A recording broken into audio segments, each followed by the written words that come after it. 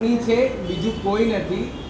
મને કમ્પલસરી અહીંયા પાઠશાળા મોકલાવે એટલે પછી બહેનોના સંસ્કાર મળે, ભગવાનનું જાણવા મળે. અને જૈનિઝમ એટલું બધું મોટું છે ને અને એટલું ઇન્ટરેસ્ટિંગ છે ને કે કદાચ તમે સ્કૂલમાં જે ભણશો એના કરતાં વધારે ઇન્ટરેસ્ટિંગ છે.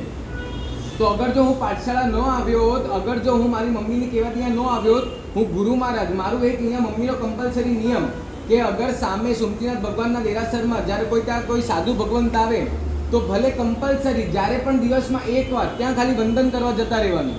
તમે વંદન કરશો પછી તરત જ નીકળી જાઓ. કોઈ તમને ત્યાં ઊભા રહેવાનું કહેતું નથી કે તમે ત્યાં સાઈડની પાસે બેસો અને ગાથા કરો, કોઈ કાંઈ કહેતું નથી.